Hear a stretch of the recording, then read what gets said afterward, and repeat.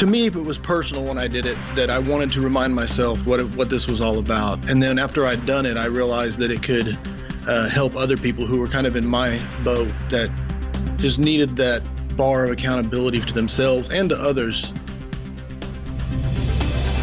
Enchanted Sky Media.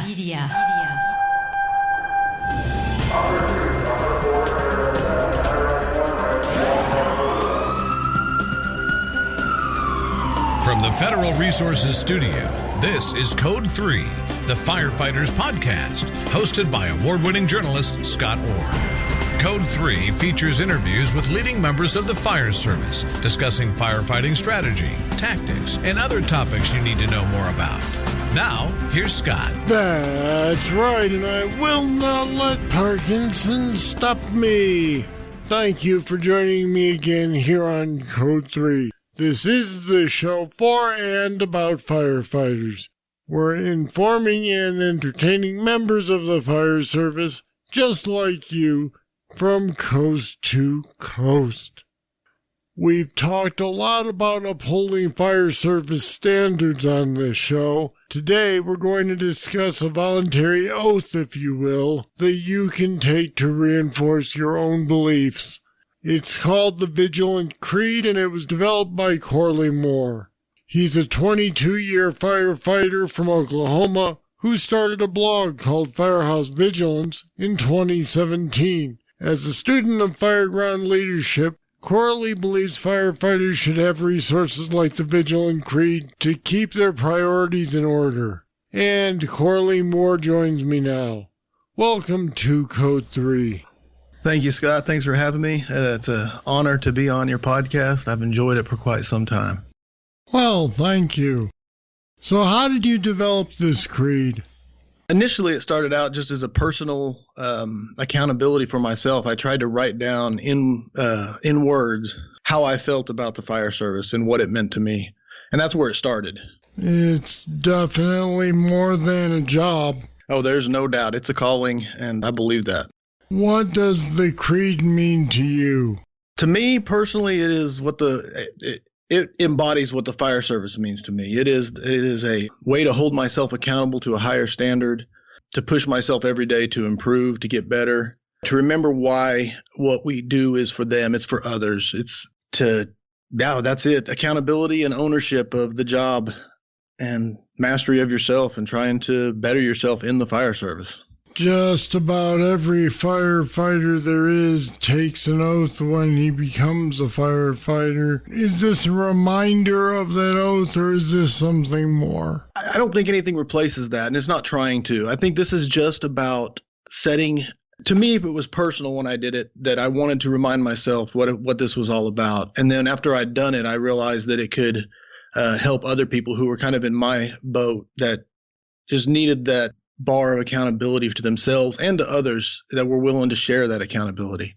What boat were you in? It sounds like maybe you were having some burnout problems or something like that. Well, I think we all go through peaks and valleys, especially the longer you do the job. I wouldn't say burnout so much as it's easy to get lost in a valley, and it's easy to forget the peaks and how great this job is.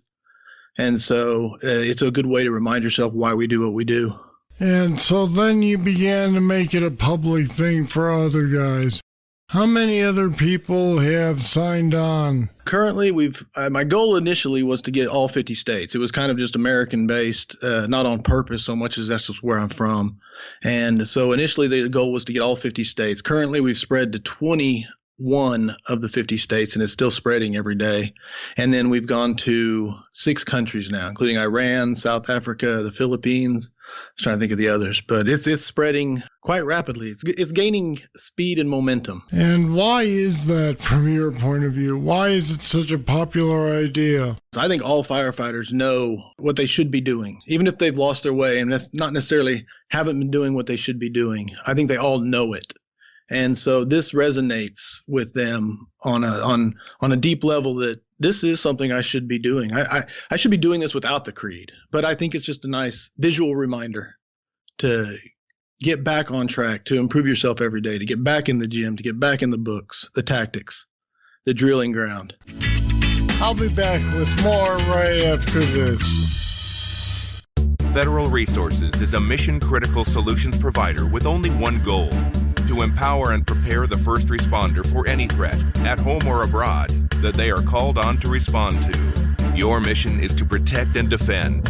Our mission is to make sure you're equipped with the knowledge and training on response techniques to current threats. We'll make sure you know the latest innovations in technology to ensure mission success every time. You look out for everyone else. Let us look out for you. Learn more at federalresources.com.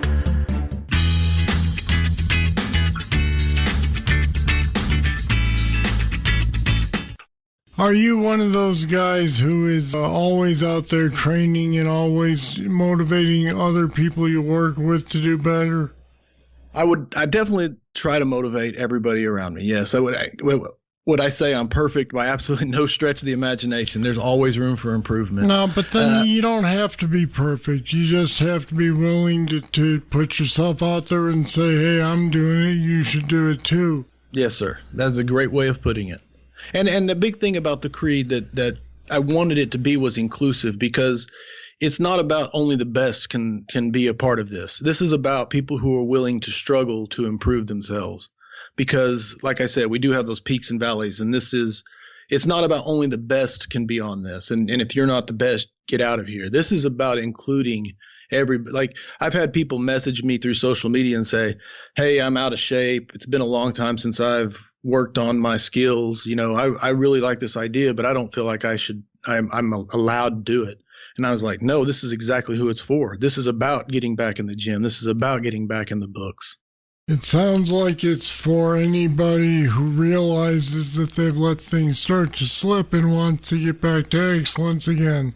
Or never want it to slip in the first place. So that would be ideal too. Yeah. Now, I understand from having looked at your website that there are dog tags associated with this. Yes, sir. I wanted something. I wasn't originally going to design like one of those little silicone bracelets that I could wear I'm big into symbols and emblems, if you would. Yeah, I like them a lot. So I was going to do the bracelets, but I wanted something more than that. And so I found dog tags you could design online, and I designed those. They're absolutely not required for part of it, but I do find myself looking at my tag and the reminder on the back of it of the Vigilant Creed. And sometimes when I don't feel like going to the gym or hitting the books, I'm like, no, I remember why I do it. So it's a reminder, and they're available on the website. Again, they're not required for the Vigilant Creed at all, but they are the reminder. What is your ultimate goal here? Honestly, when I first started, it was just to improve my accountability to the fire service and to myself. And it's kind of grown almost on its own as I've shared my heart and what it means to me. And so I don't know if there is an ultimate goal other than leave the fire service better than when I got to it. That's pretty admirable all by itself. Corley Moore, thanks for talking with me today on Code 3. Hey, Scott, thanks for having me. It's been a pleasure. And we've put some more information about how to join the Vigilant movement on our website at code3podcast.com/vigilant. Check it out. Now, here comes your trivia question, and this one involves math, unfortunately. How many cc's would you administer if you had to give a normal saline IV bolus to a 22-pound patient? I'll have the answer right after this. If you like Code 3, you'll love the Code 3 Bull Session. It's more discussion with our guests on any topic. Sometimes it's serious. Sometimes it's not so serious. But it's only available to patrons of Code 3. Find out what you've been missing. Go to code3podcast.com/support. Pledge just $10 a month to support Code 3, and you'll get immediate access to all the Bull Sessions in our library and future interviews as we post them. Become a patron today, support the show, and get access to the Code 3 Bull Sessions. Here's the trivia answer. If you had to give a normal saline IV bolus to a 22-pound patient, you'd administer 200 cc's. That's because a bolus is usually calculated at 20 cc's per kilogram of patient weight, At 22 pounds, this patient weighs 10 kilograms, so the answer is 200 cc's. Alright, that's it. That's all for this edition of Code 3. Love to hear what you think of the show. Just email me, scott@code3podcast.com. Thank you for listening. I'll be back next time with more. I hope you're here. I'm Scott Orr, and until then, stay safe. Code 3 is made possible through the generous support of Federal Resources. Visit them at federalresources.com. This show is a production of Enchanted Sky Media. To contact us, get more information on today's show, or to subscribe to the podcast, go to code3podcast.com.